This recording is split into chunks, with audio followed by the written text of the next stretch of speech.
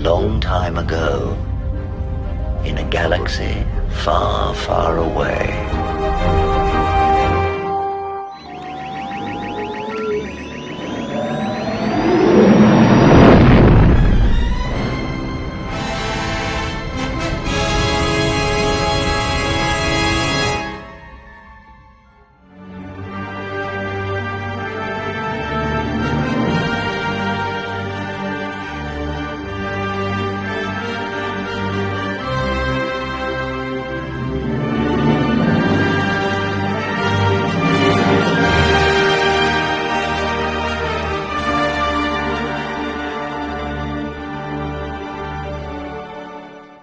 So today has been a very big news day, and Sparrow gave Cameron a heads up with an emergency update, and I'm going to describe it for you because it's huge. But first off, I want to do something here. Now, every once in a while, you will run into somebody in life in a leadership position who you do not fuck with. And apparently, Jon Favreau is one of them. Now, I would say that he is hoping that the status quo stays the way it is, and that Iger can see to when he wants to leave, which is in 2026. That's stability. That's what somebody like Jon Favreau wants. But he has to have reassurances, right? Iger probably gave him those. However,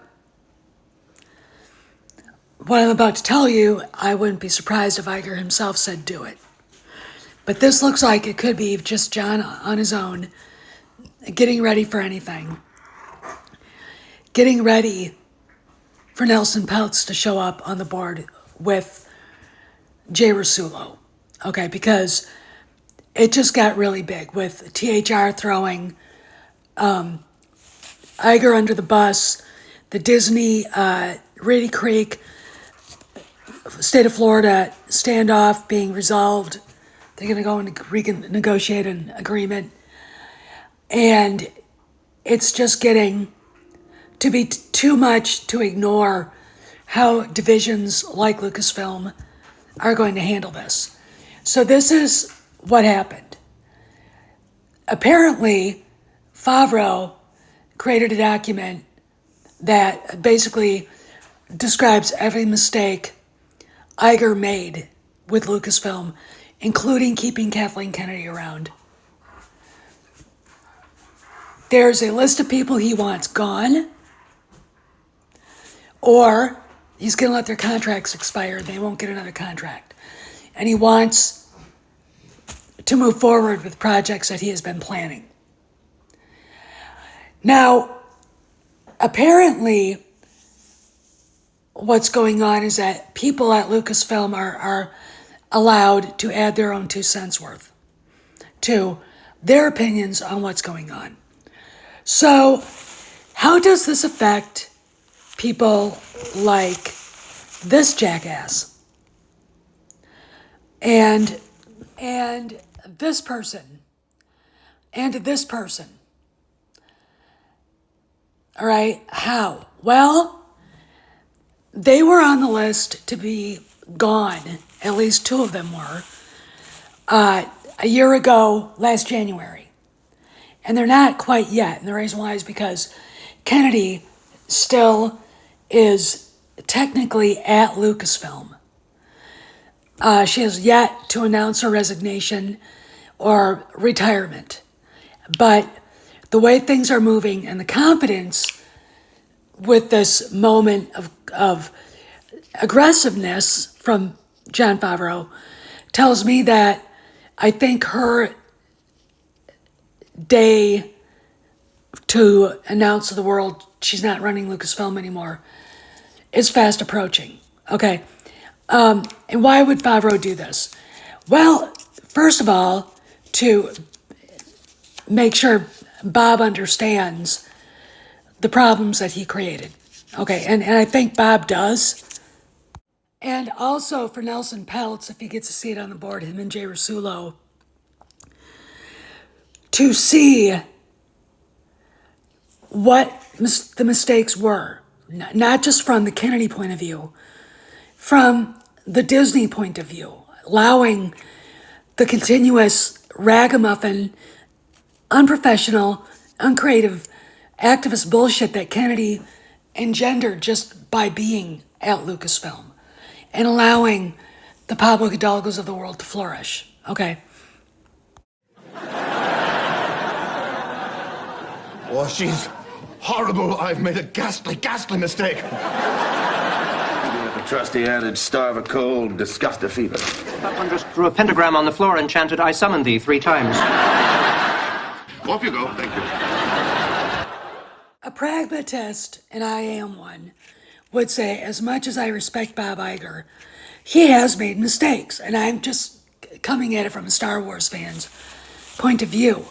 Not roping Kathy and pulling her back in line, allowing her to get away with hiring Leslie Headland, and all of the garbage that is now following that terrible agreement with that woman.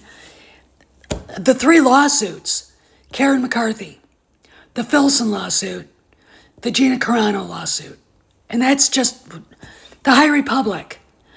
These are all things that Jon Favreau sees as being pimples on the ass of progress, if you want my dad's statement for that. And it's very sad, in my opinion, that he even has to draw up a document to outline all the mistakes. Because Iger, I'm pretty sure, is pretty happy with Jon Favreau.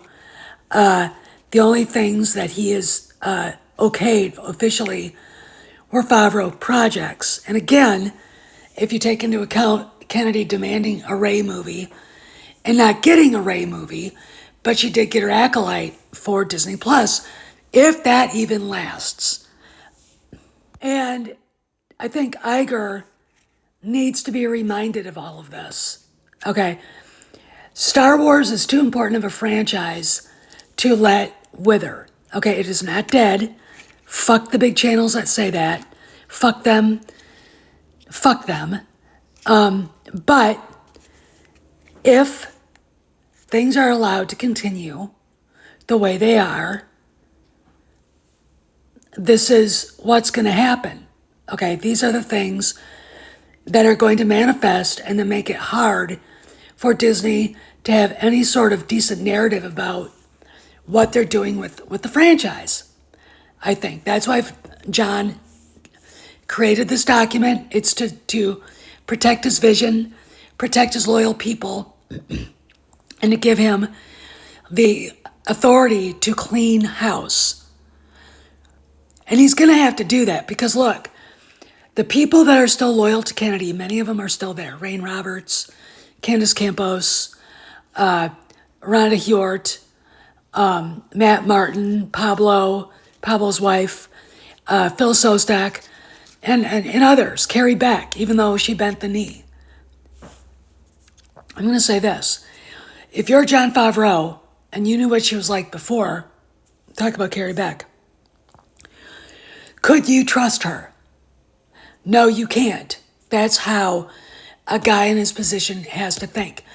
You have to be unwavering in your loyalty to the boss.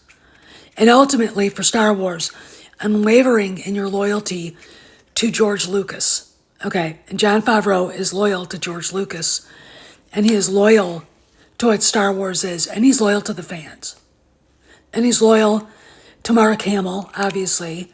If Carrie was still alive, loyal to her. Loyal to Harrison Ford, they know each other, they're friends. Okay. Loyal to the people who made Star Wars. Okay. You can make it for a generation and not lose any of the things that made Star Wars great. You don't need activism. You don't need, to quote that weirdo LaToya Ravenel, gay things up. That's not what Star Wars is. I invite the people that I mentioned, if you actually want to do a space fantasy with that stuff, create your own studio and do it yourself. Go do a GoFundMe for a studio, but leave it out of Star Wars. Okay, it does not belong in the greatest film IP of all time. It just doesn't. Okay, you don't. Jon Favreau knows that. Bob Iger knows that. Now Favreau is officially calling him out, throwing him under the bus. Or, here's another theory, did Iger say, write this up? Okay, do this. Okay. Because Nelson Peltz needs to have something to look at and say, is this true, if he gets on the board. And right now, I am back to 70%, not 50-50 anymore. I'm back to 70% that Peltz gets on the board. And one way or the other, Jon Favreau gets what he demands. This is Steph signing out. I'll see you around the galaxy.